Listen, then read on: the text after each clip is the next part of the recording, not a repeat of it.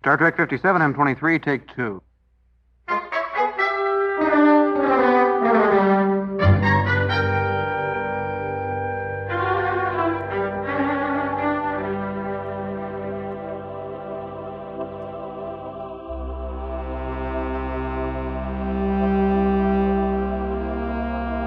It's the It's Got Star Trek podcast.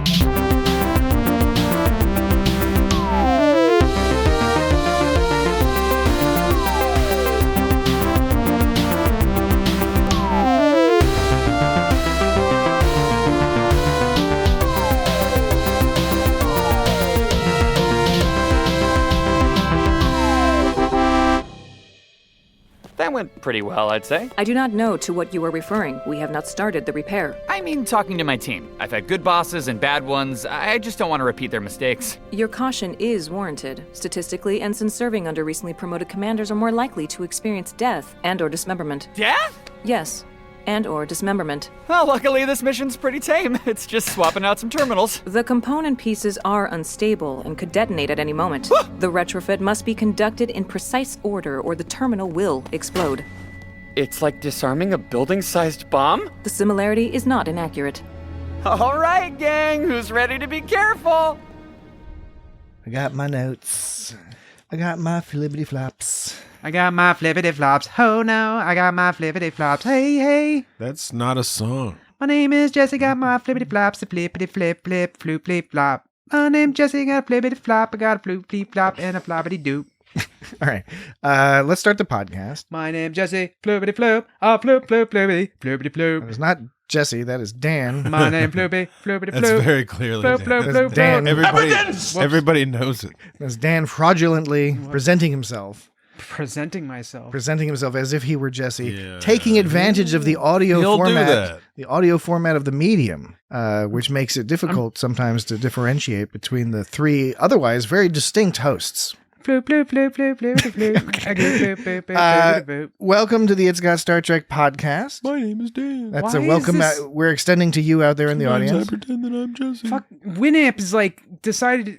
It's like I'm trying to figure out what sound this is, but it just decided to give it this really long name that, and it gave the two My files name is from the too same long. episode the same long name, and it only differentiates at the very end, but it's off the fucking screen. Sorry, it's not important. No, Sounds it's Frustration I'm having with Winamp. these are things that we have to deal with. These are challenges that we face putting on an entertainment program week after week. Luckily, I don't rely on Winamp normally, but now there's a special circumstance for extra sound files. All right. Okay. Special, so you make it sound so sinister. No, we're trying an alternate setup, and we're still working through the kinks. But the important thing is, I'm doing my same old setup over here. Jesse's got the same old setup. No, it gave these two files the same fucking file name. What the fuck is that? That's not supposed to work that way. Or not or the man. same title, or whatever Winamp decides to display to you. Maybe it's only showing part of it. No, I opened up the whole thing. Okay, now I'm feeling bad because we're talking about something that is potentially boring. This is nerd talk. Is this potentially boring? I think it's more than just potential. I don't know. This isn't the time for your computer comedy. Yeah, that's right. We are here tonight on the It's Got Star Trek podcast on the 206th episode of the It's Got Star Trek podcast. What? The 206th episode. What? Jesse got a kick out of that one. It's the 206th episode of the It's Got Star Trek podcast. There's nothing special about that number. And on tonight's episode, we will be discussing Star Trek Lower Decks Season 4, Episode 3, In the Cradle of Vexilon. Evidence! No evidence beyond the remainder of this conversation. I'm just gonna is have to. necessary. I'm just for the rest of the Oh, files. you're testing out your file. For the rest, no, I mean, I did that on purpose, Well, okay. but it got me thinking. For the rest of the files, the other sound files I have, they're properly named. It's just these two DS9 ones are fucking named the exact same thing. But So you I'll just sorted have to- out which one is Well, which. we're Yeah, not- I'll we're have not to. doing a I'll Deep have to Space remember their Nine. position in the list. Luckily, I don't depend on this entirely. It's just a little extra, but okay. I'm sorry. Okay, I'm really sorry about that. No, I mean, I'm derailing. For the everything. audience at home, they can't see. Dan's setup, he could be flying a runabout with all the knobs and dials he has in front of it. Well, he's got a full. He's got a laptop and an iPad, but Totally, my man. but what are you gonna do? Okay, Lower Decks. Yes, really. Lower Decks Season 4, we're continuing our weekly coverage of this television program. And Is it called television anymore? Isn't it called like streaming? video? Streaming makes me think of pee-pee. Video entertainment. It doesn't. Streaming does not always make me think It's of like- pee-pee, but it it's- frequently makes me It's think like of when pee-pee. when smear makes me think of spreading poop on things. Damn. Like Yeah, when you I mean- when you smear butter on your toast, you're smearing poop on your toast. I mean, I don't do that. So the thing is like I didn't have that problem with smear until you kept bringing this up, Yeah. and now it's like you've given me this problem. yeah, don't put butter on my whenever toast. people talk about smearing things, I think about diarrhea or maybe even like not diarrhea, just like the kind of real spreadable poop, like Man. on bread, like baguettes or something. I think Where do you come up with this stuff? I think you need to make an appointment with Dr. Miglimoo. Nah. Work through some of these. He can help you just with like the food just stuff. like These Dirk. issues. Dirk, his name was Dirk. Oh yeah, was this? Oh, yeah, was that this guy's name character? Dirk? Was this character somebody we'd met before? I don't couldn't- know. I couldn't I remember. couldn't figure it Maybe out. like we've met that kind of person before in real life. I Okay. really appreciate it. So we're gonna play. Anyway, we've done all the intro stuff. It's got Star. It's got let's Star do Trek. it. It's got Star Trek 206th episode, and it's in the Mountains of Madness, in the Cradle of Vexilon. Not in the Mouth of Madness. That was that Sam Neill. Oh, that's a great movie. Flick. It's not a great movie, but it's a great movie. There's a scene where he's like all running away from some darkness and it's all scary. He can't leave the town. He always ends up back in the town. Sam Neill. Any movie with Sam Neill is good. I think that was the movie where in Yeah, in I the think it Mouth was of Madness. There's a trailer where he's all running away from some Yeah, darkness. but he's clearly running in place. Yeah, exactly. That's the one. That's the one. That's It doesn't funny. matter because he improves any movie he's in. Sam Yeah. Neill is the best. I want to try his wine. I hear it's pretty good. I wonder if Two Paddocks wine. I wonder if the when they called him back when they called limited series, they called the mini series. I wonder if Merlin holds up. Merlin is awesome, and I have it, and I haven't watched it so I can't in a while, so I can't tell you if it holds up or not. Yeah, I remember. I like the. enjoying it. Gulliver's Travels with Ted Danson. Oh, I Danson, never yeah. saw that, but I remember when it That was came out. good. I remember when it came out. But the Merlin had Martin Short in it. And Love among with Martin among Short. with various other people. Martin Short's awesome. But this tiny digression aside, we're going to come back to the old Star Trek topic. Well, You got to. Well, I mean, we don't, you don't have That's to. what the but podcast. It's what's been advertised. It's got Star Trek. We could Please continue. We could, of course, talk about all manner of other things, We will. and we do off air. But if you want to make arrangements the with us, some sort of special arrangements, we can call you up on the phone or something. I don't know. Oh yeah, we do that. Do a Zoom. On our Patreon, we'll just have we'll call you up on the phone and talk to you for a little bit. Do we record it or do we just no. we just call people? No, it's like doing a cameo, except you don't have to record it. You just have to talk to the person live. And they'll be like, we'll be like, what are in you the doing? moment. And they'll be like, well, I'm having dinner. And you'll be like, cool, awesome. That sounds what like are you that's eating? neat. But- What you eating? You have nice But- forks. That all being said, that's not what we're doing because this is the Star Trek podcast. It's a Star Trek podcast, not the Star Trek podcast. It's got Star Trek, It's got Star which is Trek. one of many excellent Star Trek podcasts. At least within a certain range There's of a couple. excellence. There's a couple. There's a ton of good ones out there. So go listen to those as well. Just an amateur lack of focus and balance. Yes, exactly. That's what people. That's what they get. That's what you get. That's what you get. You knew what you were signing up for, unless this is your first time listening. And well, fuck you. It's a it's a form of aggressive infotainment. Yeah, Right? infotainment. Infotainment. That's you come to It's Got Star Trek. You're like, why? Why am I listening to these guys? It's like, because why not? Infotainment. Why not? You might as well. It's informative entertainment. Anyway, we'll get to the main bit, Everything that has ever occurred is science stuff. which I agree with. Yeah, That's probably true. To Lynn rules. Lynn is cool. I think She looked when the mountain grew out, when she discovered the mountain was a volcano, she looked like she was really digging that. She's was like, happy. oh yeah. That was the first time she was emotional. The other time she almost got emotional when Boimler went flying through the air, Yeah, all she got sort of exploded. scared. She got scared, and then he like violently landed on the ground. It was pretty I know, upsetting. That was really. And then that one dude started barfing. He got exploded. Yeah, that was fucked up. Another thing you can expect from the It's Got Star Trek podcast is that we will frequently discuss the end prior to the rest of the episode. Spoiler alert! He got really singed too. Spoiler he was alert! dark. He did get He got salsa. cooked. He got cooked. He did get cooked up. But we'll get to that. We'll get to that in a bit. Has anyone He's ever gonna need called? lotion. Has anyone ever called a title of something spoiler alert before? You're pulling out another device. What are you doing? Oh my god! I mean, no joke. I forgot my Bluetooth keyboard. Bluetooth. I was like, what is going on here? Good God, man. It's just like hot wiring shit in the middle of the thing. It's like, I gotta pull out my USB hub. I gotta put in my Bluetooth keyboard, but it's like And you're intermingling iOS and Windows 11 or some shit. You know, it's crazy. It's madness over here. You are truly an iconoclast in the podcasting universe. Yeah, I have to hook it up by line though, not because the battery's dead, so I have to hook it up directly anyway. All this information is extremely helpful to getting a full picture of the situation that you're encountering. It's chaos. Okay. Star Trek, Lower Decks. I thought we would start with a game. I thought about a new game. Dan's the one who usually comes up with the clever games. Wait, is Not it, this time, Is baby. it called? No, It's not called that one. no. Though that was Lemon awesome. meringue. It was awesome. No, the new game. Hold on. Let me see. Lemon meringue. Lieutenant Tendy. Lemon meringue.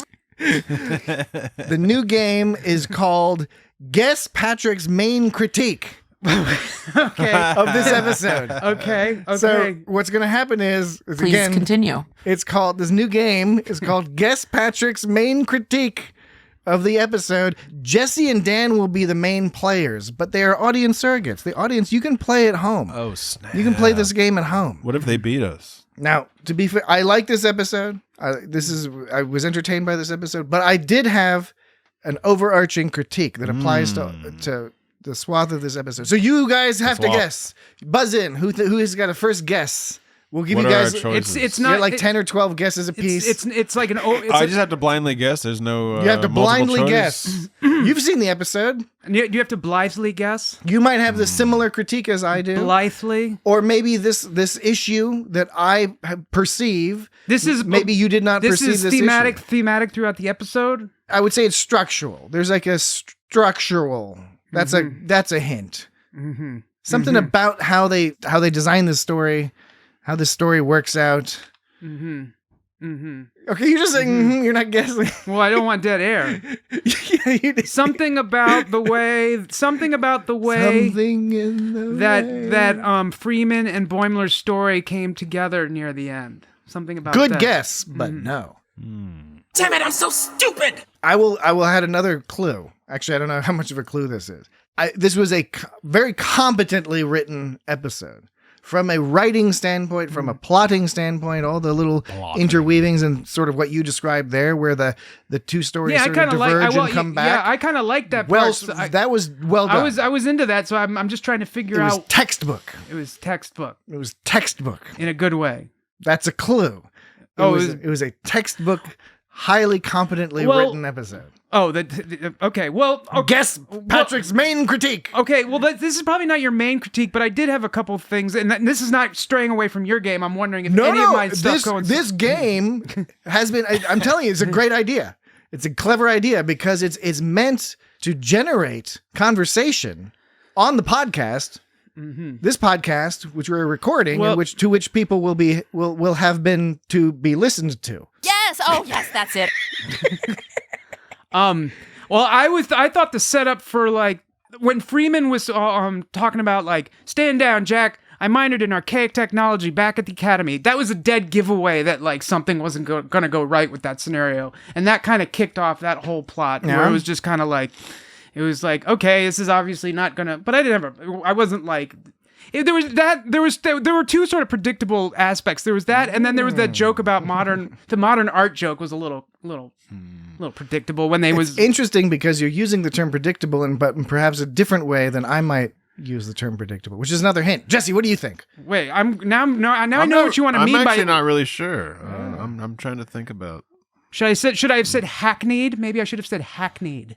Hackneyed is a good adjective. Yeah, the modern art one where they were talking about like, oh, our modern art shit, and then Ransom's like, oh yeah, I see it shit, and they're like, no, that was the good one, and then they point to the bad one, which looks like the same as the good one. That was a little like that's pretty predictable kind of joke, but well performed. well structured. I mean, like, oh jeez, Oh, jeez. Something about I'm not trying to stress you out. Okay, did it have to do with conversation? You guys are freaking out. Did it have to do with motivation behind? Because there was three basic things of like three different stories of. Yeah, there's like an A, B, and C story. Well, no. But Oh, Jesus Christ. Okay. this was about like this was the three stories all had a common theme of about sort of responsibility and how you handle responsibility.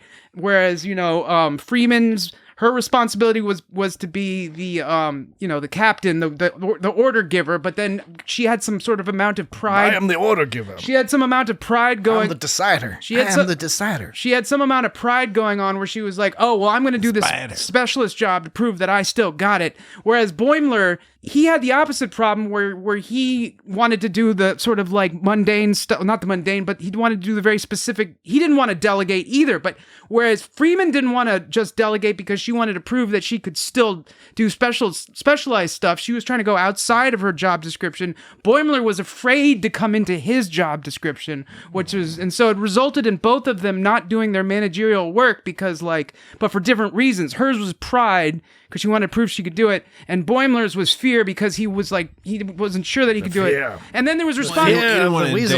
And then there was, of course, there was issues with responsibility with the rest of the gang because they were given a task and they were like, "Oh, I don't know, should we be doing this shit?" So that's the common thread. This is why I'm saying all this because this was the common thread for the episode for me. So I'm trying to figure out. It must have something motivation to do with one of those three stories of why they were in that jam in the first place. And you didn't, and where mine was the Freeman was predictable when as soon as she said, "Hey, I've got this shit." Hey now. As soon as she said, "Well, I've got this, I can do this. Yeah, back off, I can do this." There was a dead giveaway. It was going to be a problem.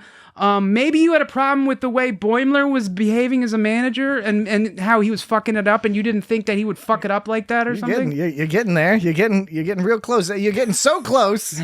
I'm liable to give you some credit for points. Oh wow! You're getting very close. You haven't quite. You haven't quite articulated what I'm getting at, but since it's obviously causing some degree of stress, I'll go ahead. Totally, my man. I'll go ahead and say. Damn it, I'm so stupid. What I think. I found all three of these storylines, the A, B, and C plots, they were just super standard plots. Well, yeah. Like a person is given a promotion and has trouble delegating responsibility is an old joke. It's an old sitcom thing. It's management school thing. It's like the classic. I remember being told that in Boy Scouts. Well, you have to delegate as a leader. I mean, when you watch Chili's training videos, but when you watch any. The Chili's and the Moonies, they were Chili's world. Apparently, the founders of Chili's and Brinker were involved with the Moonies. The Moonies being a sort of a cult of some sort, some kind of business, like group marriage thing or something. Yeah. I don't know. I'm sure there's a Wikipedia page. Mm-hmm. So I mean, encourage our audience to go. Learn on your own. It's like every episode, every show has the same sort of set of overall themes of episodes. They all touch the same ones, It's like, well, I'm going to play the role of this person today, and this person's going to play the role of me today, and this is the episode how we learn how difficult each other's lives is. But let me articulate better what I'm getting at, which is that. Because I'm a strong proponent of it's fine to use tropey storylines. I don't have a problem with that. Instead of doing the joke where we go it's got this, it's got this, can we change the joke to have a different format? So it's not like it's got reasons we like this episode. It'd be called instead it's fine to use, because you just said it's fine to use. Because you imagine our podcast followed that sentence structure instead of it's got something. I don't remember the context I said it in though. You were talking about something being fine. Oh yes, it's fine to use. That'd be the name of our podcast. This is It's Got Star Trek. No idea and where you were going here's with our that. next podcast. It's called It's Fine to Use. You know what I think because it about still that, begins Dan? with the word it's. that's Dan, pretty good. Dan, I like that. you might be onto something there. Yeah, I think I don't think we did. Okay. All right. It's madness. There's multiple caveats here. to my primary critique of this episode. Multiple caveats are, like I said, I did enjoy this episode. I enjoyed the performances. I thought it was competently and tightly written and all that. My problem is that not one, not two, not one, not two, but all three. That's the ticket. All three of these storylines that are going on in this episode are just really standard storyline. And so the Boimler one, again, is a super standard one. Now, I also think it's necessary. I think you need to see Boimler adjusting. You would expect Boimler to have to go through this process. We might as well see it. I just feel they also didn't do anything particularly unique with it. Like it just, the arc that Boimler went through, you knew exactly what that arc was going to be from the beginning. He would refuse to delegate until he was convinced by T'Lyn to delegate. And that's exactly what happened. Great. All the individual bits were really entertaining, really cool, but standard storyline. And then the whole, we got promoted and now we're being hazed. Again, fairly standard storyline. And of course they were like, were they being hazed? Were they not being hazed? And of course they were being hazed. And again, competently done, but whatever. And then just to finalize my point real quick, then with the Captain Freeman situation, that was an inversion on the Star Trek trope of the evil computer and normally they're trying to destroy the evil computer. Now, the inversion is we're trying to save the really good computer.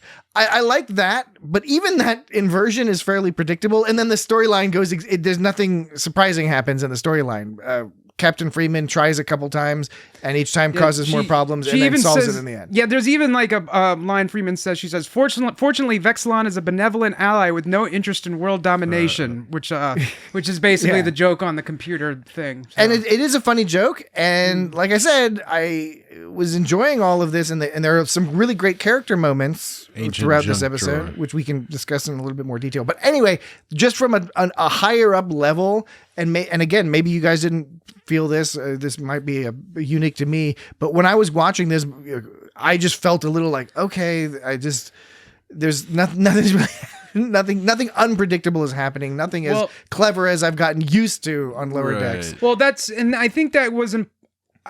What I can relate to is the reason I brought up the two predictable parts for me was like the modern art joke was like pretty predictable joke. It's like, which is shit and which is good modern art, that kind of joke. And then, like I said a few times already, where how Freeman like just jumps in, he's like, no, I got this. And of course, that's your clue. It's going to go wrong. So yes, from the start, there were a few sort of like predictable sort of aspects and sort of themes. I was thinking about, remember that episode where Boimler has to save Tendi because Tendi's turned into the insect monster? And then Boimler's solution is to like kind of do pratfalls and goofy stuff and cover himself in cake and stuff like that. Like that storyline is pretty standard in terms of like friend helping other friend, but it was very creative in how they went through it. I thought this was a little less out there, a little less creative, but still good. But each one of them is not you don't feel as creative, but have they ever put them all together like that before, side by side? I think maybe that's the other thing that pushed it a little bit for me was that every single one of these storylines was sort of the same. Not the same as each other in terms of the vibe. It just was very straightforward. It's like, boom, here's the story. Within the first minute, you kind of know which direction it's going to go. No, but like I was saying earlier, though, it's kind of interesting to compare and contrast, because what I was saying earlier was the reason Freeman went outside of her comfort zone. That I think is great. Yeah. Was to prove that it was like a pride thing. She was trying to prove that she could still do the specialist work. And the reason Boimler was so she was like. She was getting really hands-on. Hands-on, thank you. She was getting really hands-on, but that's because she wanted to prove she could do it, as opposed to handsy. So she was trying to go outside of her role, which I thought was a very good observation that I didn't notice because I was distracted by the banality of the plot. Right? Yeah. But you saw it, and now that you mentioned it, I'm like, okay, that's a really good and then the mirror of the Boimler situation. Right, and the Boimler who is afraid to like sort of grow into his role. Right. So. Right, and I don't know if there was really any intention to do that there, but it is kind of interesting to sort of witness the different sort of things that people have to go through when they're dealing with managers. Because it does suck that when you have a manager that like doesn't trust their employees, and it's like, maybe you could do this better than I could, but like you can't do everything. And part of like this team getting better is that we all practice and learn to get better. Yes, you could do it better, but you're not that many people, and we're not learning to do our jobs in the future. In the long run, you're not doing your job, and it's really frustrating because I've dealt on both sides. I've had managers like that, and I've also had to deal with other teams where they have a representative who's like that. And I'm just like, I don't care how you do it, just like get this shit done for me, please. It kind of reminds me when sometimes you'll have an episode of Star Trek where somebody will be like, I'll pilot the shuttle, and they're like, well, you haven't piloted a shuttle because you're the captain. He's like, well, I think I could. And you think about it, you're like, no, I don't want the guy who hasn't flown an airplane in 20 years to be like flying the airplane. I know it's different in Star Trek land, but still, it's a similar kind of thing. There was another sort of an example of experience versus ability, because like chances are, who knows, Freeman might have had just as much ability to solve that ability as Billups did. But the difference is Billups has experience because he's dealt with that stuff all the time. It's not a class he took in college. Right. And so maybe Freeman went through all the correct steps to update that OS, but because the OS is all goofy and has some weird flibbly flarps about it, like she wasn't aware of this weird edge case, and that's something that it doesn't matter how much knowledge you have, it takes experience to be able to pick up like, oh, I remember this model, it's supposed to work like this, but actually there's this weird quirk that you have to do this first. And that's the kind of stuff Billups would definitely have an advantage over because he does the thing like day in and day out. What's that poem you're always talking about finding knowledge, or boys get knowledge, or girls get knowledge? Something Venus and penis? Whatever, it's Jupiter. Boys go to Jupiter to get more stupider. Yeah. Girls go to Mars to get more NARS. NARS, yeah, that's the one. That's the one. Girls go to college to get more knowledge, and boys go to Jupiter to get more stupider. Okay, thank you. Thank you. You just, something you said along the way, I started thinking about that. I couldn't recall what it was. The rest of what you were saying, I'm sure, was really great. But I just got... Fuck you, man. Well, no. I sincerely believe school. it was. They don't have schools. But it was driving me nuts because I could not remember the poetry. The poem. The poetry. They don't have schools on Jupiter, so... Well... You're not going to get it smarter. Chief O'Brien? Chief O'Brien, indeed. How about this? I recommend we take... take a break. A brief break? Take a brief break. Take a break. Jesse,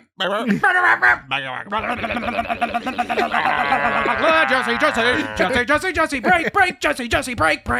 All right. Oh, Jesse, now it's your turn. Go. Dan, break. Dan, break. Jesse, break. Dan, break. Jesse, break. Dan, break. It's time to break. So it's a first break. Break. Okay. Just to let the audience in, because we have had people ask us. They're like, "What do you guys do during a break? Break. You just like keep recording immediately, or do you actually take a break?" No. Yeah, we take a break, and I have to get Dan and Jesse to run around in the yard a little bit. No. Just an amateur lack of focus. To get some of their energy out. And then when we come back, then we can be a little bit more coherent. And that's what we're going to do here. We're going to take a break, and when we get back, we'll get a little bit more into the details and the nitty-gritty of these three plots. Oh, man. Of in the mountains of Vexilon's butt. All right. We'll be right back. Bye-bye. No, not bye-bye. Oh, shit. You idiot. Damn it, I'm so stupid. You idiot. Okay, we'll be back.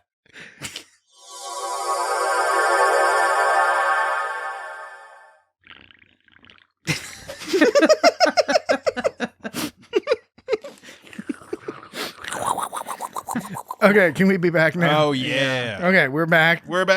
Everything's fine. Everything's fine. What was he saying? Beck. What's he saying? I don't know. Back. I don't even have the context. I can't remember the context. That was Billups laughing about something. What sound does a chicken make in France, Dan? It's like pishwa. No, that's not right. Pishwa. And like well, if you're listening in France, and a cat is like crow. Un chat. If you are listening in France and wish to correct us or inform us, and you're about not wearing any pants, what sounds a chicken makes, and you do the hula let dance. us know. What sound does Paramount Plus make in the south of France, Marseille or Aix-en-Provence or Nice. What sound? I hear it's Nice. I hear it's nice and Nice. I love when Jesse laughs, but Dan doesn't. When Dan's just like, "Oh, guys, come on."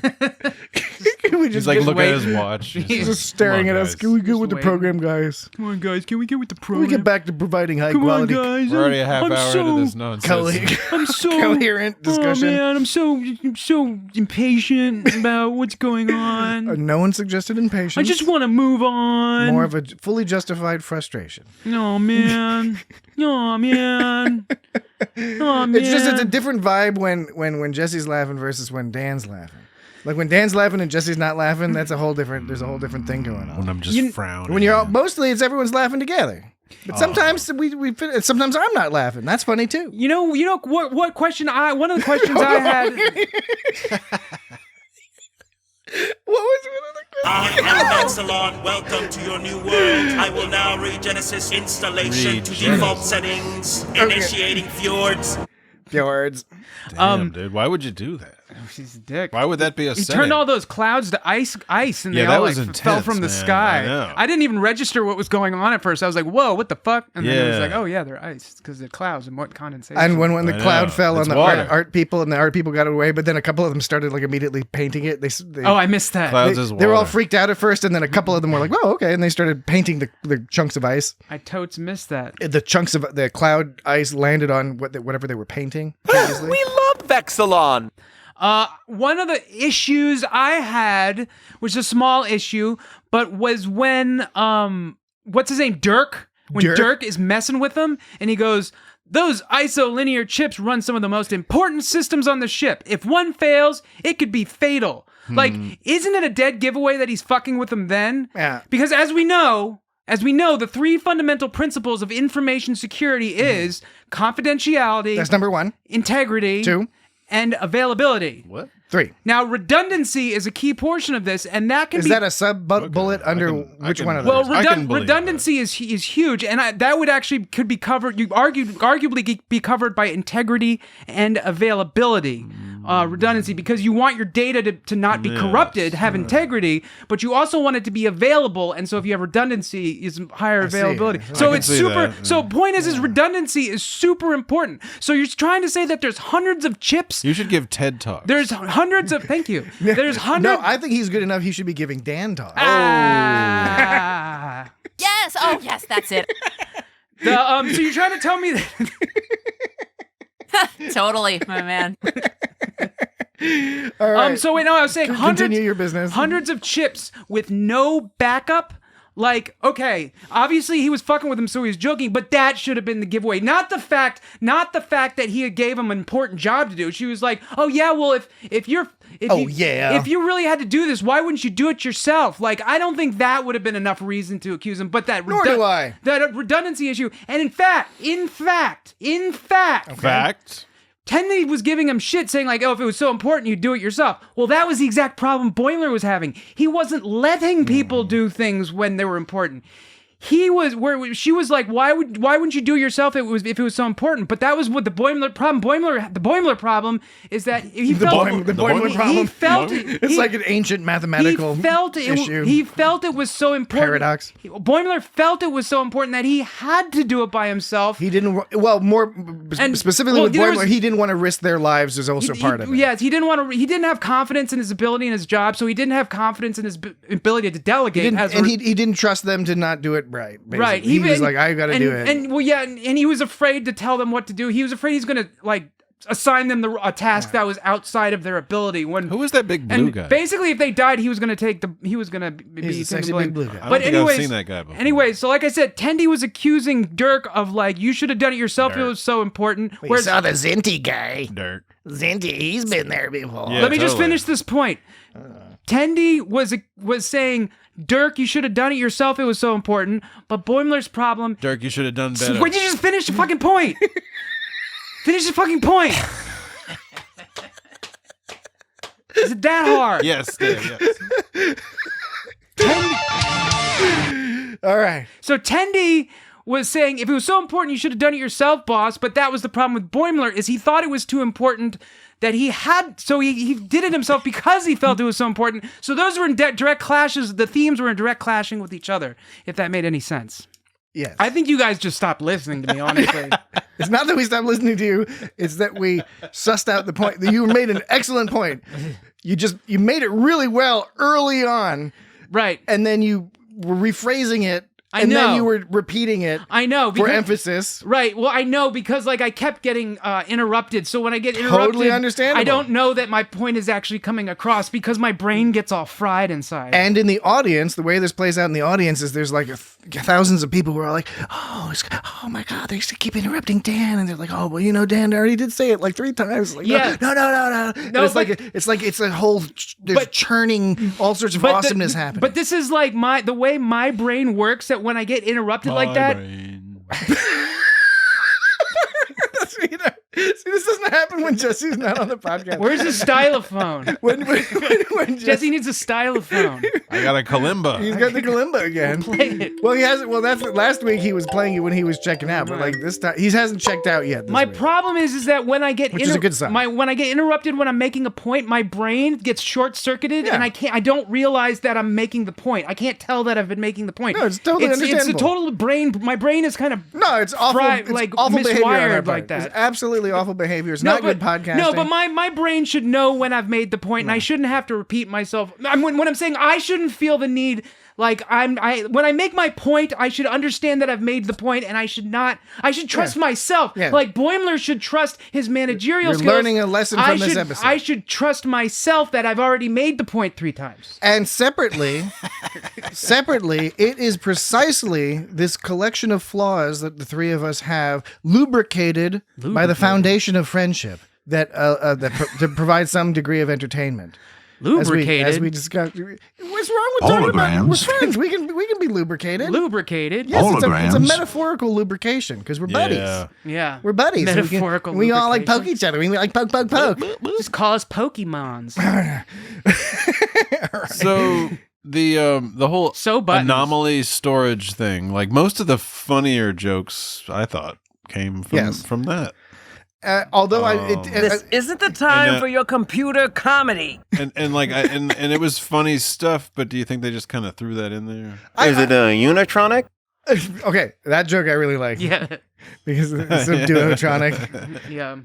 Is it a Unitronic? Paul Scheer is just, of course, always great. But Jesse, the room was one of those things where I really loved it. I loved seeing all the stuff they had in there. I loved all the gags. And I especially liked that they had some like Easter egg gags, but they also invented some new stuff. Right. Just to be like, there's new stuff we don't even know about that's in here.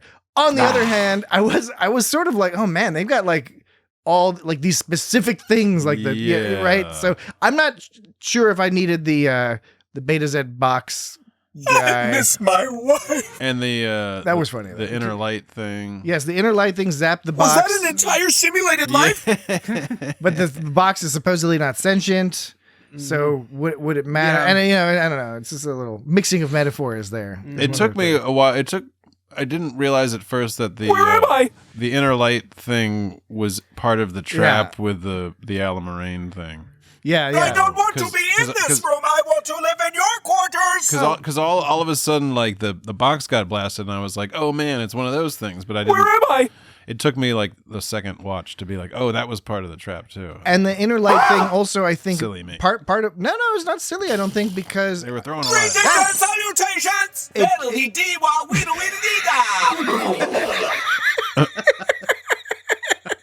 Eat a bag of Borg dicks. Well, the thing is it's not the third. Eat a bag of what? What did he say? Something about eat a Borg bag of dicks. Borg dick? Yeah. Wait a second. Wait. Greetings and salutations. I don't think he said eat a bag of Borg dicks. No, not in that one, but in the show he does. In the show he says you didn't extract. You didn't extract when he's complaining about like eating a bag of Borg dicks, and then that was the one thing I didn't extract was about the Borg dicks. Yeah, because they bleeped it because bleeped. and then I they don't were like, I don't pull the bleeped ones usually. What do you mean you don't pull the bleeped one? It's just as a matter of principle, you don't pull the bleeped ones. Just because they're bleeped. Yeah, but there was a funny joke because he was talking about Borg dicks, and then the follow-up joke was, I didn't know Dr. Tahana came in here. Maybe this will be the example that changes my rule. Maybe now I'll start doing it because I missed out on a wonderful line. Maybe. Well, all right. The other thing, though, getting back to Jesse's point with the confusion about the inner light device, because I also I didn't know why I was talking. I didn't catch that to the second. To the second viewing of the episode. That's a complicated trap if you have like. It was called a Beta Z gift box. No, that's separate. There's the Beta Z gift box, but then there was the inner light satellite thing, and part of the problem is that when you watch the inner light, it looks like that thing is, I don't know, like 30 feet tall or something, whereas this is just thing in a room that's like 3 feet across, which I guess technically you don't know exactly what the scale was in TNG, but when you see something, you don't make a connection to it. When you see something in space, you assume it's like 500 million kilometers away and super giant. That's basically the rules of space. I agree with that. Yeah. But turns out it was just a few feet away, and 200 million kilometers, more like 2 inches. But I mean, I guess Dan's doing some sort of like duck movement with his head. But I think, from the actual episode of The Inner Light, it doesn't look, to me, it never looked like the thing was super huge. But it didn't look like it was 3 feet either. But like it's going to fit on your bed or whatever. Yeah. Right? I mean, I'm not trying to be a dick or nothing. I'm just saying, it's just a little it catches confusing. you off guard, so you're like, wait a minute, that was that the thing? Like, what's even going on there? It's on the bed. I don't think I've ever seen the Betazoid gift box before. It was from an episode of TNG. No, that's what I'm saying. And it was played by Armin Shimmerman. That's what I'm saying is I don't remember that TNG episode. How did I get... I remember that it happened. I don't remember. Yeah, it's the one happened. where Troy has her betrothed arranged marriage. It's because it was the first season at one, I guess. Because I rewatched all of TNG about 10 years ago, and I just don't have any recollection of this episode. Yeah, you come and do, buddy. And that wasn't even the first time I've seen TNG. It was you got to do it again, man. It was first season. I'll come over. We'll watch it together. First season gets a little hazy. Oh yeah. Yeah, I'll come over too. We'll all watch it together. Can we eat some popcorn and Jello? We can drink. Can we drink some pop? You can drink some soda, as they say outside of our pop. Local region. We don't call it pop. We call it sody. Out in like some of the out in some of the southern places, they call it everything Coke. And they call everything Coke down in Atlanta. So if they ask you for a drink, you're like, I want a Sprite Coke. I want a Coke, and they're like, do you want what kind of Coke? I want a Sprite Coke. I want a 7-Up Coke. I want a slice Coke. One of those Cokes with like the whiskey in it. No, I'm sure you could, Jesse. I don't like that. I don't like that. I like whiskey and I like Coke and I like putting them together. I understand that, yes. All right. I have, yeah. I do like a dark and stormy though. If we're talking a ginger ale. Dark and stormy. Ginger ale. Those are pretty good. Yeah, ginger ale's different. You can mix it with stuff. I probably did a bad job explaining how deadly these bomb tubes are. How deadly these bomb tubes are. How deadly these bomb tubes are. How deadly these bomb tubes are. I probably did a bad job explaining how deadly these bomb tubes are. How deadly these bomb tubes are. How deadly these bomb tubes are. How deadly these bomb tubes are. I probably did a bad job explaining how deadly these bomb tubes are. How deadly these bomb tubes are. How deadly these bomb tubes did a bad job explaining how deadly these bomb tubes are. How deadly these bomb tubes are. How deadly these bomb tubes are. I probably did a bad job explaining how deadly these bomb tubes are. How deadly these bomb tubes are. How deadly these bomb tubes are. I probably did a bad job explaining how deadly these bomb tubes are. That was really great. I like that. All right. Yeah, thanks. What that tells me is we didn't have you guys run around in the backyard long enough. Guess what? We'll take a bigger break. Wait. Guess what? I labeled those two sound files as beats. I did. Those are beats. Yeah. Beats. So is this one. Bespoke star system. I don't know why that's a beat. Bespoke star system. Oh, it's kind of like It is. Bespoke You star could do something system. with that. Bespoke star system. I was wondering if star What about if this death was going to and/or happen in this break dismemberment? or if you were going to save it for the last break. Oh, well, I can save more. You could have done No, one you with- don't got to save nothing. I was just in my own personal interest, following your career as a podcaster. Oh, I it's usually interesting to see when does the madness, when does the true madness begin? When the opportunity presents itself, it just starts to happen. I'm going to start listening back and doing a graph the madness and see. I'm sure you'd get some good data. Well, we can we can adjust things. So Lancelot got out when I was cleaning a snuggle tower. That was labeled beat, but What about I just like the way what about it sounded. death and/or dismemberment? That could be a beat. that was funny. And/or dismemberment. Yes. And/or dismemberment. And/or dismemberment. And/or dismemberment. Yes. And/or dismemberment. Yeah, man. I think a lot of people already That's some love kind of 90s T'Lyn. British Jinx. But Make it make sense. I can't. Make it make sense. I can't. Make it make sense. How deadly these bomb tubes Make are. it make sense. How deadly these bomb tubes Make it make sense. are. How deadly these bomb Make it make tubes sense. are. I can't. Where am I? Oh, I was hoping to go on a little longer. It makes podcasting easier. Make it make sense. I know. I can't. Content. Make it make sense. I can't. Jesse and I can just sort of Make it hang make How back. sense. deadly these I bomb can't. tubes are. Make it make How sense. deadly these And he's so bomb delighted tubes he's Make it are. make sense. I can't. Such a big smile on his Make face. it make sense. I can't. Make it make sense. How I deadly can't. these bomb tubes Make it make are. sense. How deadly I these can't. bomb tubes Make it are. make sense. How I deadly can't. these bomb tubes Make it make are. How sense. deadly I these can't. bomb tubes are. I don't quite have it down, but I think I've done enough noticed. practice. It's hard to Time sort of becomes a time week. it. Yeah, Time well, you got to get to keyboard. That's the Yeah. next step. You got to Yeah. add it to your little cockpit. I think I could do your it. little It's- cockpits. I think I could get cockpit both setup. these. Make it make sense. I can't. Make it make How sense. deadly I these can't. bomb tubes Make it are. make sense. How deadly I can't. these bomb tubes Make are. it make sense. I can't. Yeah, Make it make sense. I can't. interesting. Make it make sense. I can't. Make it make sense. I can't. Yeah. Make it make sense. I How can't. deadly these bomb tubes are. Make it make sense. Dan's I like, can't. How deadly I'm a these problem Make it solver. make I'm going to sense. solve I this can't. problem How right deadly these now. bomb tubes are. Make it make sense. How deadly these bomb Make it tubes make How sense. deadly I these can't. bomb tubes Make it make are. sense. I can't. I can't fucking hit him right. I keep moving the screen around. You need to it's improve getting your. there, Okay, you got to man. you improve can your setup. you got to cut some of this out when it gets too long, Patrick. Do you, why Make would it I, make sense. Why would I Well, cut this any is of this out? content. Make it How make deadly sense. these I bomb can't. tubes People don't are. Make listen. it make How sense. deadly I these can't. bomb Podcast tubes anymore. Make it are. make How deadly sense. these I can't. bomb tubes Make it are. make How deadly sense. these I can't. bomb tubes Make are. it make How deadly sense. these I bomb can't. tubes are. Okay, I'm done. I did it. Oh, I'm sure that passed the threshold into aggravating, but I don't know. This weekend, kind of feeling it. I think we have a Okay. dedicated Well, fan. Kind of I will feeling it. It's be- episode 3. I'll be of the okay. season, you know? I'll be okay if you like insert some kind of thing over top and be like, I cut this a little short because I probably won't. I think, we endured this. I think the audience, has to as well. it's a shared experience sometimes, podcasting. It's a communal I thought thing. I thought it was magical. It's a sort of a thanks, communal Jesse. form I of really art. was enjoying every bit of that. I'm so glad. Sometimes with repetition, But I'm when a it's weirdo. when it's all done, you don't remember it. It sort of fades away into the background. Yeah. Just leaving behind an imprint of minor aggravation. I thought it was the breeze, like the breeze. Yeah, when that doesn't really when make any sense, does it? It's really rather vague. thinking of a tune is like having a dream. Like you think you'll remember Okay. it forever, but it falls out of your head. Yeah. That's what the problem. Danny Elfman was having that problem when he was writing the Batman theme. He was on an airplane and he was afraid he was going to forget it, so he kept going to the airplane bathroom and like singing little parts of it. Doing coke? And then like people thought he was being shady. But he was like, no, I'm just trying to record this awesome soundtrack that's people are going to remember until the end of time. Imagine if he just. How does it go? Imagine if he.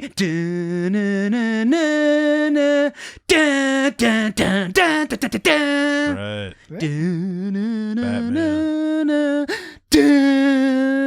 And imagine if he didn't have a recorder on him and he just forgot it. It could have very well happened. You can forget that shit. What would the alternate version have been? The alternate Danny Elfman Batman theme. How would it have gone if he had forgotten the It would original? have been like. Now, did he do that? Did he write that before The Simpsons or after The Simpsons? The Simpsons, I think, was before. Well, because Seems they were both like it was about the 89. same time. It was about the same time. Hard to say. It was a long damn time ago. It was. Besides the...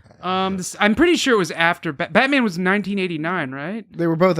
Well, Simpsons started a little maybe earlier. that was 88. Simpsons was 88, Yeah. maybe. Who knows about wow. that? I think I was schedules. like 10, so that would have been 88. A long time ago.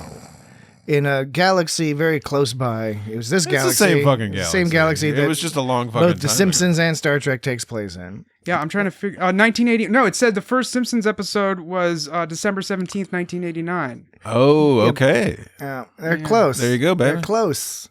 They're close. Okay. Star Trek Lower Decks. Other stuff about this episode. Lower Decks. We haven't finished talking about the Ala Moraine stuff. We just got distracted. Well, that was pretty good. Batman was released in June of 1989, so Batman got on my nerves. Batman he came was out running first. me amok. Which is why Wesley Willis. But what Chicago. about the production? The production. No, but I'm saying people heard this Batman tune before they heard the Simpsons tune, and that makes sense because I remember hearing the Simpsons tune and being like, "Oh, Danny Elfman wrote that." But And did he write which one did he write first? That was my question. Well, I Not don't what know. Did, what did the people hear? I don't know. The Pee-wee's Big Adventure version. But I remember in my head being like, oh, that's Danny Elfman, and I remember it's because of Batman. It was around that time. I didn't know who Danny Elfman was back then. I only learned it later. Oh yeah, that's right. Okay, Danny Elfman is.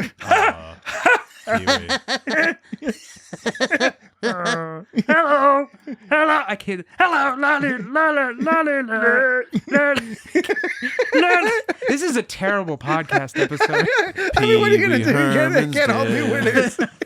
They can't all be fucking winners. What are you gonna do? Okay, Herman's dead. No. This episode, Sorry about that. The Oliver Moraine business, because Oliver Moraine. We love Deep Space Nine on this podcast. It's fun when You guys the do. other Jesse does. No, I'm just kidding. Jesse likes it too. I do. I like that episode especially. But Chief O'Brien. Yes, Move Along Home, the Deep Space Nine episode Move Along Home, which for a long time It was nominated for an Emmy for the best hairstyle. Lemon meringue. People decried it as being, or listed it as being the worst episode of Deep Space Nine, which I don't agree with. Those at people all. are trolls. Yeah, And I think that that episode has recovered in recent years when people watch it and they realize actually no, it's kind of fun. It's probably just made people uncomfortable back in the day. Lemon meringue. Because it is a little awkward seeing the people hopping around. Doing the little dance. Well, we reference it often when we say "Move Along Home." We on the do. podcast. Do you think that what was it, a night in sick bay on the Enterprise? Do you think that's one of the worst Enterprise episodes? Was that bad? No. Do people say that's bad? Is that the one I where read Archer is like, he's sad because of his dog is sick? Yeah, and Yeah, then he we also talk about that. then there was Yeah, some we kind did of that. sexual tension with him and like T'Pol or something like that. He was talking not between him. Well, not. But He was talking to Phlox about like, yeah. yeah. Is that the one? Is that one where Phlox like clipped his nasty toenails and Phlox he had, was like, doing weird stuff he was at doing night. weird- I don't know if that was because he necessary. doesn't sleep. I don't know that was necessarily the worst episode in my opinion, but like I believe I like it because you get to see Porthos floating in goo. Yeah, that's fun. It looks like they drowned the dog. Yeah, poor tortured dog. The first episode It's was no, probably the it's worst episode. I've read on the internet a few people have expressed that they weren't big fans of that episode, and I was like, I mean, there wasn't a lot that happened in that episode. But anyway, we're talking about the worst What were we DS9 talking episode, about? which is actually not the worst DS9. I was going to say this digression at least has the virtue of being about Star Trek. Yeah, just not Good point, this episode yes. of Star Trek. But they Totally. my all of man. that is just to say we. What was it you were going to say? We were going to say it instead of it's got it. oh, It's fine with it's fine to do it. It's very fine. It's fine. It's fine to do it. It's fine to do. It's fine to do Deep Space Nine episodes. Yeah, it's fine to do Deep Space Nine. It's fine to do Enterprise episodes. Yeah, it's fine to do them. No. What we were saying. Thank you. Well, this is all a roundabout way of saying. Yes, It's time to really. take a break. That no, it's not almost time, but not quite. It's a roundabout way of saying that it's fun to see more and more Deep Space Nine references on modern Star Trek shows. Lower Decks in particular has been good. Yeah. This is not a particularly deep cut for a lot of people, the Oliver Remain stuff, but I like that it wasn't. It wasn't like a brief little one-off. They made Rutherford. Yeah. Rutherford trips and falls and gets trapped in this Oliver With Remain that, gang. with that box. I did think the it was- Beta Z box is with him. Yeah, I did. Like I said, I don't know if we need the box, but I think it's an added bonus. I did enjoy like him like sort of begrudgingly Yes. sort of going through the whole Hopping thing. through all quick. And he had to jump off the Yeah. thing. and that Wadi guy He's got like, all hurry sad. up, motherfuckers. Yeah. Because like Rutherford How was like, familiar are you with the Wadi Chula game? yeah, because Rutherford was all like, yeah, fourth chap, I gotta go. Yeah, right. And the guy was like, oh, because he wanted to keep Yeah. fucking around with him. Yeah. That Wadi, whoever the Wadi fellow was. I guess the forget box his name. was with him just to sort of provide sort of audience Yeah, audience it's kind of some added- commentary. Just be yeah. like it's like the audience being like, what the fuck is going on, you know? But Yeah. that was that was the Because audience. it was like cussing. The and audience was speaking through the box, basically. The box was the audience being like, "What are you Yeah, doing? hurry up, And he- motherfucker. and he had to have someone to explain what he was doing too. Like when he jumped off the cliff gag at the end, like that was like he's like, "I gotta do it," or whatever he said. I can't remember what he said. It was good. I very much enjoyed it. The box is fine. I don't know. What's why, in the box? I don't know why the box aggravated me. It's a little bit, not a lot. Well, it's a creepy box, Just a little but I bit. thought it was still funny. It was just weird that he was like having to carry this box around. It was surreal. But anyway, okay. So yes, that was cool. The other stuff in the room, the spider that would chop your hand off or whatever. yes, that stuff. because this Head looks fall off and skitter about. He goes, this looks dangerous. Don't fall, Rutherford. He goes, we got to. And they're like, whoa. I'm sorry, what were you talking about? Don't touch that! Do you want your head to fall off and skitter away? Yeah, Yes, precisely. The idea that they thought this was a funny prank to play to trap this guy in like sort of two different levels of That's kinda mental fucked up. torture. I don't know how they thought that would be a good idea. What's funny? What's funny to me is that I bet one of the writers, the first thing they said is like, what if they had him do that thing they did to O'Brien where he lived 20 years in prison in his mind? Chief O'Brien. What if they?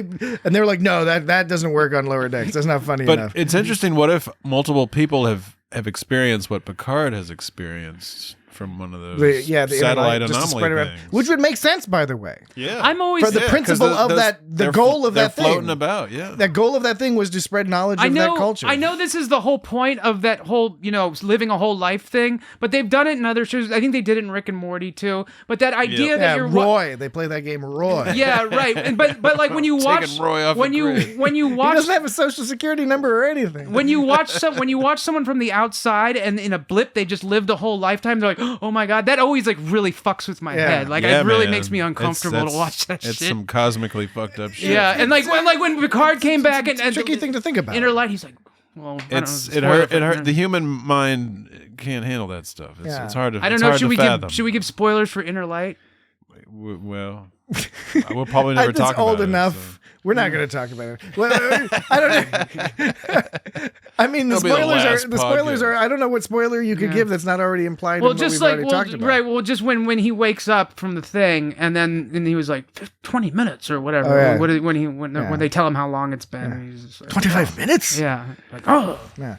But you know what? Won't take 25 minutes. A break. A break. Well, how many commercials are we gonna have? A patented It's Got Star Trek style break. Please continue. We will continue when we return from the break. Be right back. Totally, my man. Podcast never ends. Be right back. Let's come back. Are we back? That's Only Friends or something. Did you say Only Friends? Is that a new business you're starting, Jesse? No. Okay, we're back. Jesse, can you stop moving that? No. Sorry. Okay. Stop telling me what to do. We've returned. We're back. Are we back, Dan? We're back. We're back. Before we moved on from the point about putting Dirk in playing a trick on him by putting him in the Alan Moraine Banana game. pudding? I was saying, like, why would they? That seems like a fucked up thing to do. But you know what? It kind of is on brand because like those Alan Moraine people were just like, oh, we're playing a fun game, and they like fucking trapped Cisco in some bullshit. Third shot. Well, they were really pissed that guy was trolling. And well, but the thing is like they casually just like captured somebody and put them in this horrible game. So it kind of makes sense that the crew of like Tendi and all them would be like, yeah, it's no big deal. We'll just throw them in this game just like the Alan Moraine people did. What was their species called? Wadi. The Wadi, that's right. Yeah, so the Wadi were all casual. What are you talking about? The Wadi. What are you talking about? The Wadi were all casual about it. So why not? Why not we be casual about putting Dirk in it? Dirk. Yeah, I agree. Dirk the jerk. I wholeheartedly agree. The whole thing with the whole like trap thing, it's not nearly as cool as it might have initially seem. Although the inner light thing is a little extra. That's a little bit extra because that's like squirting a whole lifetime into somebody. Well, I don't know if you got my point because my whole point was like they were following the same theme as the episode. I agree with that. That makes sense to me. I didn't think of it that way, and you're right. That makes sense. It's the inner light thing is like a little bit of an extra. That's all I'm saying. It goes beyond. It's definitely an extra. Well, that had nothing to do with what I was talking about. Yeah, but they were wasn't the implication that they were going to trap him somehow in the inner light, and that's why they had the inner light thing there. Were they going to put him in the inner light? I think the idea was it was like one or both. I don't know. It was not 100% clear. I think it's fair to say there's a couple things here. Again, maybe this fits in with my overall critique. Some of these things didn't quite doesn't sound very Starfleet. If different people experience the inner light business, do they experience different characters in that story, or is it always the same? It might always just be the same. Is it? It could be different, or it could be like completely different. That's actually a good question because different village. Do they from all that get fucking into place. like helping trying to save the planet and like inventing sunscreen, Right. or do some people become assholes and take advantage of the tragic situation to enrich themselves, and then they feel guilty because instead of learning about the culture, they destroyed the simulated version of the culture by causing some sort of ruckus. I want to know this whole Lancelot situation because he's named Lancelot because Billups comes from the I know the fantasy people. Yeah, I know. Isn't that cool? Yeah, that's great. That's cute. They got dragon Dirk. ships. Okay. Making a point here. Dirk was fucking with them the entire time. We've established that. And then, so was Lancelot a part of the joke? Was that just incidental? Because according to Billups seemed actually upset. According to He Billups, seemed upset. According to Billups, Lancelot escaped. So Lancelot was like an added bonus that just helped Dirk's plan. Yeah. Dirk didn't, because it seemed like at first like Dirk planned on throwing Lancelot in there to fuck with him. But that, like I said, that was just incidental because Lancelot just happened to escape. Have we ever seen that Lancelot before? Has he ever been mentioned, or have we seen? I'm not familiar. So have we decided? So that's just some extra stuff they just threw in. So we decided that Dirk had extra chaos. Dirk had no responsibility for Lancelot's role. It's either a contradiction. Contradiction. It could be a contradiction. I really appreciate it. In that they just wanted to make both jokes, both that Dirk was using this. Was it a weasel or ferret? I know. Well, it was Rutherford refers to it as a weasel, but I think it was a ferret. Right? I'm pretty sure it was a ferret. Looked like a ferret. Okay, we'll call it a ferret. Well, I'll just agree there's a ferret. Lancelot. Why does he have a pet ferret?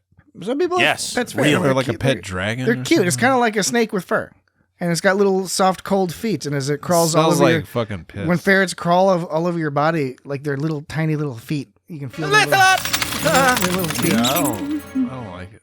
Lancelot got out when I was cleaning his snuggle tower. There may be a contradiction here in that they both wanted to have Billups look sad about losing Lancelot and have this guy using Lancelot for the hazing ritual. That's what I'm saying. But that's a contradiction. Or you change the headcanon up a little bit, and then it's now it's headcanon. It's done with the damn hand cannon. Lancelot got out, and incidentally happened to be useful for this hazing thing. But I feel like it was the writers. But Dirk also was showing he could command. He commanded. At the end, he commanded Lancelot. So he could have gotten Lancelot and given it back to Billups at any time. Was he being a dickhead to Billups by not the giving it third back? one was did he set the whole thing up and make it look like that Lancelot escaped? Did he steal Lancelot? Maybe you're onto something. Yeah. I didn't even think that before, but it's true. I mean, maybe that guy's just an all-round piece of something. I think that I think it was. I'm keeping it clean. I think it was. It's a new Jesse. Jesse don't like wearing blue. Yeah, I was cussing in the beginning of the episode. Now I'm going to. What were some of the cuss words you used? The F word. You were effing and jeffing? Yeah. I think that it was. I tend to think it was the writers being inconsistent. Is what I tend to think. I probably, sometimes when you're writing, you have to decide do we go for the funny joke or do we go for the consistency? Often you go for the funny joke or whatever. I'm fine with that. I think that is not how I would have communicated the lesson. I think it's okay. That's a funny joke. Yeah, the Tallinn joke was a very funny joke. Yeah. Oh, that was actually clever. Tallinn's pretty funny. That was clever with the plot though, because when Boimler finally comes to the realization that he has to step up, he doesn't take responsibility. It's like, it's her. You just got to do it. That was pretty funny. And partly that's funny because he's not only delegating the task to the ensigns, he's delegating responsibility, at least in part, to Tallinn. And so he's like, he learned the lesson too well. He's like, you know what? I don't know. I can shift some of the blame over to you. And that's the main thing you learn in management school is how to shift the blame onto other people. The similarity is not inaccurate. Exactly. There you go. Yes, so the whole Lancelot business, I think there's a lot going on here. Whenever you say Lancelot, I always think of Lancelot. Lancelot Link. No. So the best part is almost nobody in our audience is going to know about Lancelot. Oh, good for them. I think a lot of people know about Alf, and they know about Small Wonder. Hey, Willie! And they know about. Hey, Willie! Some people might even know about Car 54. You got any cat? I think almost nobody will know about Lancelot Link. Hey, Will! Secret chimp. Wait, am I losing it? Hey, Willie! Lancelot! Am I losing it? You're losing it, baby. Yeah, you're losing it. Hey, Will! I already lost it. Hey, Willie! Got any cat? That was good. That was better. Yeah, it's been a while. You got to practice a little bit, and then next week you come back. She's my number one mom. Yes, Lancelot. Lancelot Link was a show about a chimp. It was a chimp or an orangutan. There's all sorts of stuff going on there. You all look it up. Go look up. It's called exploitation. Yes, go look up Lancelot Link. It's Totally. It's in the insane. 60s or something. Lancelot. But this ferret called Lancelot. I think they were going for that whole like here's the funny cute thing. This immediately brought to mind that episode of King of the Hill where there was a mongoose loose or Dale Gribble. The one where Dale Gribble intimidated the DMV? No, that at the where he's at the Megalomart. Megalomart. He gets hired to You mean the get rid of you mean the Megalomart? Yes, the Megalomart. No, the Megalomart. And Dale Gribble. Hank always calls it the Megalomart. Yeah, and the Dale Gribble releases a mongoose in order to advance his little plan. And at the end of the episode, they still haven't found the mongoose, but they show the mongoose in the ball pit, and it's a really cute, very interesting image of the mongoose in the ball pit and then slithering into the walls. Is that the one with Chuck Mangione? Yes. Well, there were a bunch with Chuck Mangione. Did you ever hear that Dead Milkman song, The Woman Who's Also a Mongoose? No, I haven't heard of that one. Yeah. Jesse's heard of it. I have not. But it's on their album Not Richard But Dick. The Lancelot thing was cute. I saw what they were going for, but like a few other things in this particular episode, I think it maybe didn't quite get there because I don't know. It just we hadn't heard of this Lancelot before. When it was introduced, it was confusing as to where this thing was coming from. It's just extra chaos. And it didn't have the impact of, say, last week's Moopsie. Which Moopsie's become an international phenomenon. Yeah. Everyone loves Moopsie. And that whole character was set up really well. That is a very brief amount of screen time, but highly impactful. I think the Lancelot thing was a little less impactful, but I do hope we see Lancelot again in the future. Well, Moopsie bent some serious business, menacing. It was quite seriously menacing. Menacing business. Lancelot bite you somehow. So yeah, we were talking earlier about how the plot it did come together with Boimler and Freeman. It was interesting. They were both working together to make things even worse. She fucked up the update and he fucked up the job. And then like the more she fucked things up, the harder his job. But the harder his job got, the more he wanted to do it himself because like he was like so in the weeds that he couldn't figure. So I mean it all came to a spiral. One of those. Yeah, he was spiraling to the max, yo. Problematic spiral. Oh, man, I can't believe I just said spiraling into the max, and yo. you kind of I said can believe it. You said it a little sincerely. Yeah, I know. I feel that's how you speak. No, man. There's no irony attached to that. I feel actually kind of bad about that one. It's all right. I mean, EDIC, as they say, infinite diversity in infinite combinations. Even if they're sort of everything that has ever occurred is science stuff. This guy usually says disdick. Yeah, disdick. I won't ever say that. I won't ever say that again. You probably won't say it on the podcast. What? But I said it. But won't you say again what you just said? What I said, not what you said, Jesse. What I said. What did you say? You're not gonna trick me into that. You're not gonna. I saw that. I see you. I see you, Jesse. I see you, Jesse. All this effing and jeffing. Yeah. Any other big major points about any of these? Other big major points. Any of these plot lines? Hey, everybody, what do you think about any of these plot lines? Do you have any remaining major points? Is the cat guy named Taylor because he has a tail? Is that his name, Taylor? I didn't even catch any of their names. Yeah, because when he was naming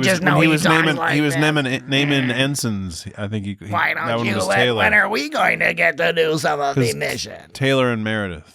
The Zinty. He's a Zinty. I think we're in max worked up mode tonight. Like where's about is frenetic the right word? Sure. For what we are tonight. It's one of multiple right words. You could say we're in full in full form. Fully turgid? Fully turgid form? I don't think it's full form.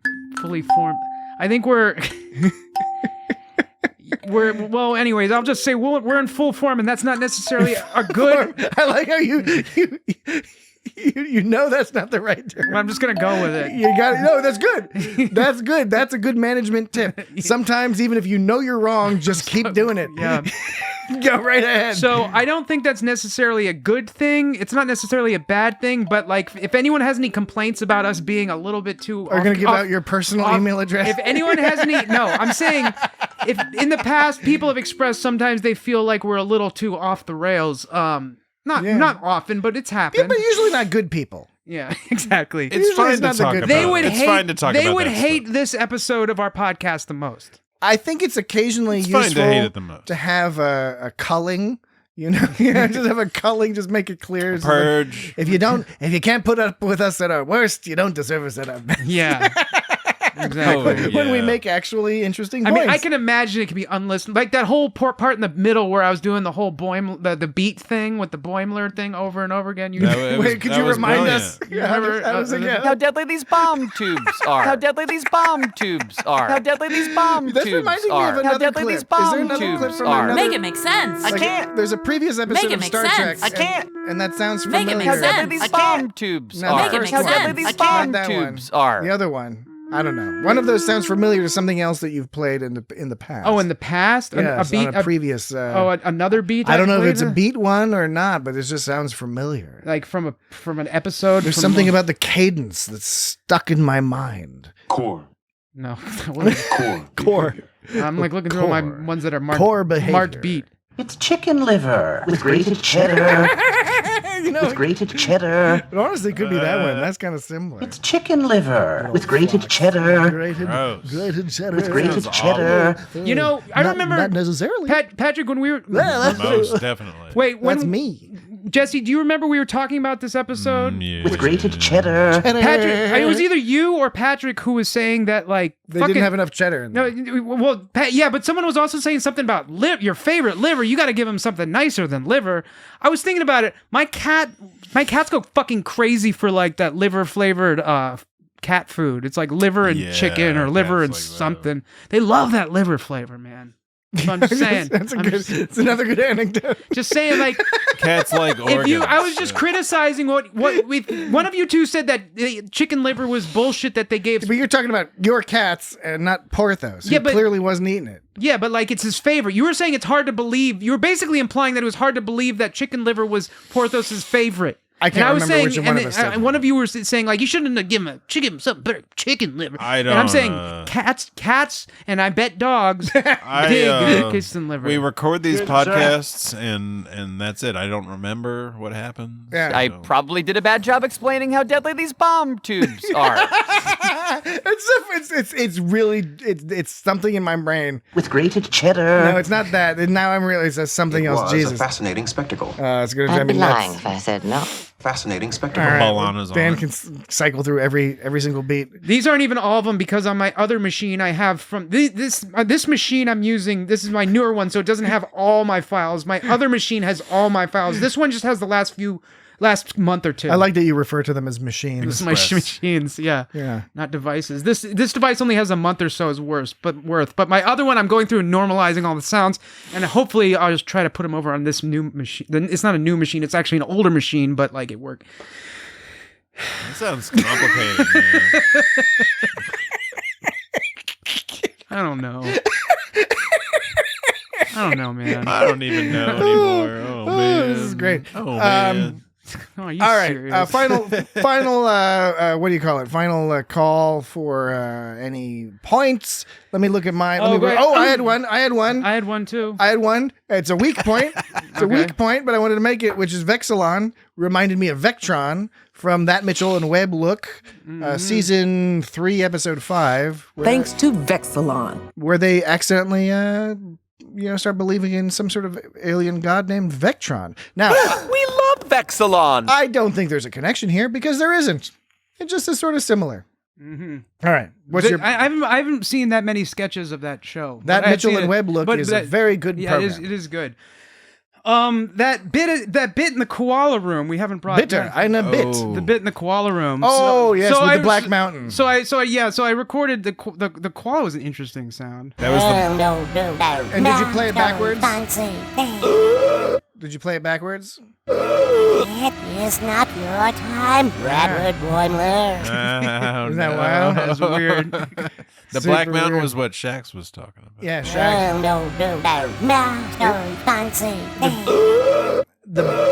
It is not your time, That's creepy, Bradford dude. Boimler. Some kind of Twin Peaks shit. The Black Mountain has also been referenced on other Mike McMahon programs like Solar Opposites for sure. Wow. This season it was referenced, the Black Mountain by a character. The most recent season, I should say, of Solar Opposites. So this... It is not your time, Radwood Boimler. It sounds like they actually said those words backwards and then reversed it. I think they did that. I think they did the old phonetic trick. They did a backwards reversal. They did that on Taskmaster. Flip it around. They had a task based on that. They did Taskmaster. Season 10. They did a backwards reversal and then re-reversed it. So they flipped it and reversed it. They flipped it exactly. That's Holograms. There was this whole bit. Tellurite slop jazz? Oh yes, that was amusing. Oh yeah. You know, everybody thinks the slops is about how much spit you can get to drip out of the nozzle. I know. What was this? I like slop jazz. I wonder if Riker's Tellurite slop jazz? I also this was kind of funny when he was all like, "That's Bizartac." That was because like there's always some old jazz guy named Fats, you know. There's Fats Waller and then there's Fats Domino, you know. Yeah. So Flizzpop is really more of a bastardization of modal scuzz. But he overdosed on Ketracel White. And then there was of course this Brizzles Yeah, Flarps. you know, it sounds wet, and that is what I like. Yeah.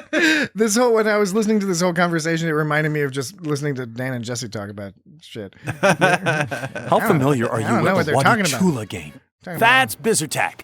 Tellurite slop jazz? You know, everybody thinks the slops is about how much spit you can get to drip out of the nozzle. Flizzpop is really more of a bastardization. Yeah, you know, it sounds wet, and that is what I like. What nozzle is he talking about? That's the worst part.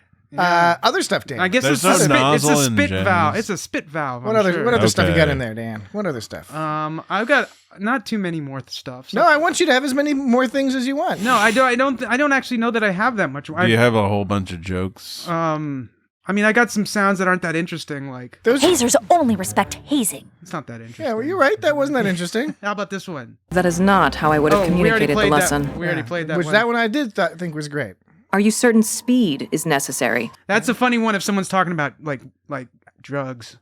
Like I had like, yes, I had wasn't made there that an episode connection. of was it Strange New Worlds where they were talking about cannabis or something? Picard. Oh, it was Picard. Yeah. Well, they had like Snake Leaf. They said like take his pot. And, yeah. And she's like, are you talking about cannabis? Yeah, maybe, 7 of maybe 9. Maybe yeah, 7 of 9 was talking about cannabis. So they have Snake Leaf and cannabis. Yeah, but, maybe Snake Leaf is different. But they don't have Snake Leaf is definitely different. But they don't have the internet. Yeah, they don't have the internet in Star Trek. But they got like them holograms. Have you completed your confidence boosting ritual? That was all right. Yeah. Well, that doesn't sound very Starfleet. I already played that once. You are boss, Boimler. That didn't really apply to anything. You're right. There's a series of fairly uninteresting sounds. And these are actually the ones that I didn't label. I usually put colored tags on there to make them blue and green and orange and things. I like learning a little bit more about your process because Yeah. the audience may not realize that Dan does not reveal his process, and certainly not willingly to Jesse and I. And he actually gets a little awkward and uncomfortable if Jesse and I just coincidentally happen to be walking behind him, maybe to use the restroom. I usually make a point of or like something. acting like I'm looking, but Yeah. I can't really make any sense of what it Jesse is. started doing that after Dan sort of hovered and huddled. He started hugging his machines. Because with the way I write notes, it's kind of embarrassing when people read my thoughts put out. I don't because actually ever read It's a bunch of anything. silliness. I just look at it. It's a bunch of silliness. See, the problem is you saying that only makes me I know. more desperate. To, I know. It's like, what kind of stuff do you write in code? And it's all like, poopy shit, fuck. Yeah, it's how many times I. But that translates into some sort of eloquent point. I'm sure. Yeah, it does. So It means something to you. But the reason I talked about the colors of the tags is because these boring ones I've played, as I went through them, I didn't label them with any tags. So what do the different colors mean? Is like one color like this kicks ass and is hilarious? Well, so must play. So these tags not only were not terribly interesting, they weren't even interesting enough to give a category. So they are kind of the fallout. No, it changes from episode to episode. Green is always like the most conversational is the green ones. You're things like all about the green. because when it's stuff Give like us an example. Really? and then there's Why? and then there's like Sorry about that. and then there's like Thank you. and then there's like Yes. Oh, yes. That's it. Totally, my man. you see those are like conversational. Okay, so that's green. What's light blue is the beats change color, but because that's how beats work. They change color, and but they're is this some mostly sort of synesthesia thing? That pretty much sounds like it. What are you talking about? The reason I know beats is because I label them as beats. Percussion is generally monochrome. there's brown is random, sort of like extra fun weirdness. Brown is usually like for example. It's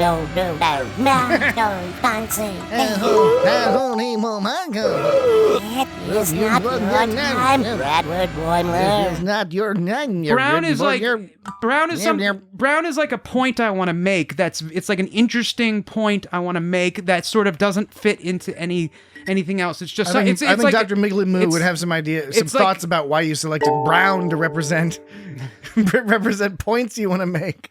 You're like, what color am I going to make the points I want to make? Hey, by the way, I'm not even criticizing you. It's just I'm calling it out because it's interesting to me.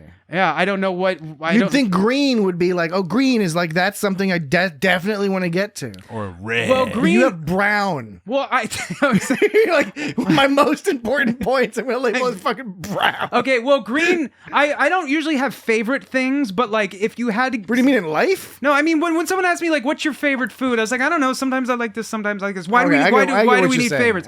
But I tend to always be very soothed by the color green, and the conversational ones tend to be the most prolific types. So I like to see all that green on my screen. And brown, I didn't. It just kind of came to be. Are they all earth tones? I forget. What are the other colors? Well, Yellow? there's some kind of burnt sienna. There's some kind of peach one. Burnt umber. There's peach ones that either go back and forth between sound or episode specific themes. Are they peach or are they salmon? Like so this. Alamarine. And Flizzpop is really more of a bastardization of modal scuzz. And how familiar are you with the Wadi Chula game? Those are all peach because it's very episode specific. But like I said, the brown is like an exciting sort of extra thing that I want to make sure happens. I mean, truly and sincerely, it's fascinating. And then the pink can be stuff like I don't know. This is really eye-opening. Just sort of like general kind of funniness. Oopsie. You know, pink. I don't know. Chief O'Brien. Is Chief O'Brien pink? Chief O'Brien is orange, but that's just because that's legacy color. That's a legacy color. I think when I first started, and I never migrated it to pink. You don't update your. No, because Chief O'Brien is sacred. This is even more interesting because I don't know what his setup looks like. I only see the backs of his machines and his screens. But it's interesting. The sounds and the beats tend to alternate between light blue and yellow for the sounds. Because I have a whole one with sound, which is just kind of like. Or like Greetings and salutations!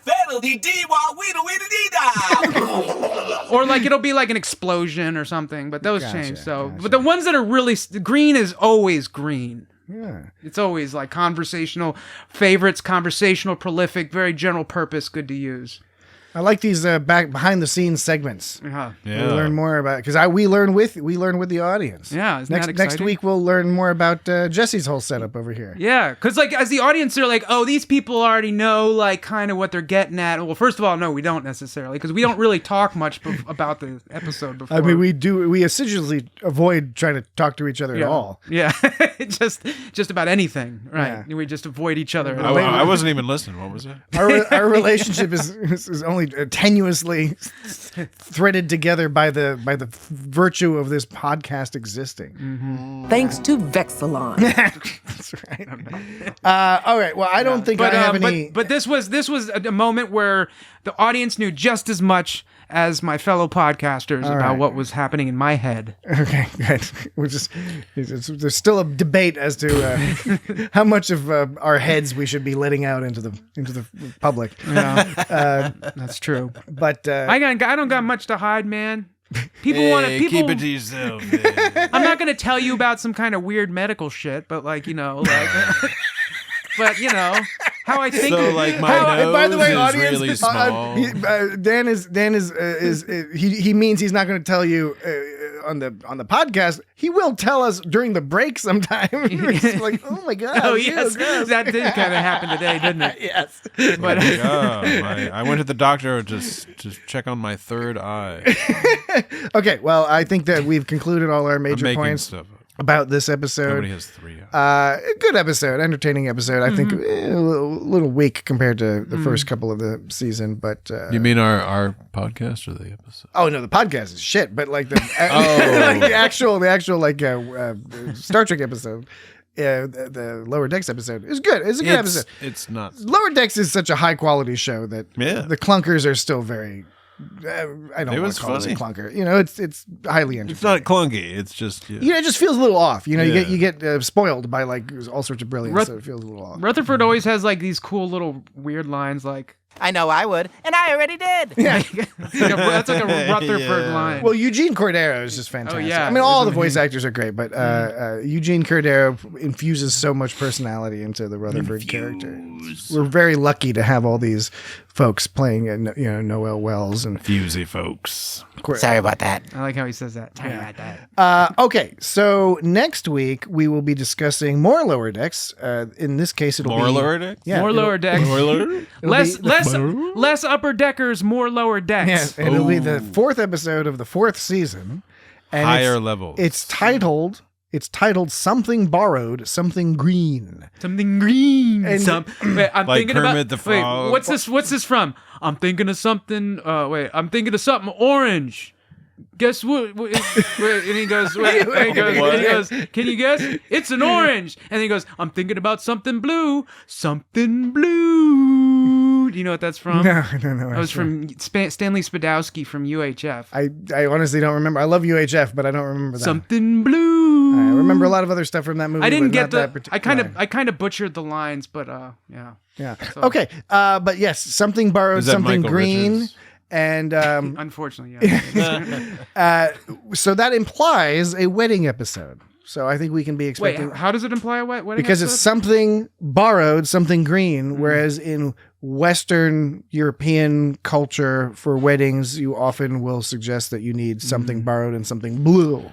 But in this case, it's something green. So maybe it's a Tendi wedding. Maybe we can infer that Tendi has is betrothed to somebody and is forced to marry them. And maybe she accidentally marries Rutherford instead. I hope these aren't true because then I guessed it all from, the plot. I don't want to guess the plot from the title because I have no knowledge. I haven't seen any previews. So we'll see what's going on. Right. But regardless, that's what it's called. And that's what we'll be discussing next week. And in the meantime, you can find us on social media, on all the social media places at It's Got Star Trek. Yes, really. And you can email us at feedback@itsgotstartrek.com. Why? With any complaints, compliments, questions, etc. Yes, oh yes, that's it. You can record a message to us at www.itsgotstartrek.com/record. Oh, thank God. And we will play it on the air and respond to it. What else can you do? Well, you can go to www.itsgotstartrek.com. Maybe we could try it? You can link to all the fun podcast places there. You can sort by season or sort by series. If you want to if you just want to listen to all our Lower Decks coverage, hey, we've covered all of Lower Decks from the premiere of the first season. So totally, my man. Website's a good place to find out. Sort through that and find all that stuff. But who's ready to be careful? All that being said, all that end matter, back matter, end matter. I don't know why it sounds kind of nasty. It's like in a book, the end part of the book. I think of end matter as like the leftover like guts of a lobster or something. Okay, well, it's probably you're gross, dude. It probably does adequately describe that as well. But okay, that's it for us this week. We will be talking to you again next week. Have a good one. Bye-bye. Fascinating. A mountain or possibly a volcano has appeared. It is a volcano.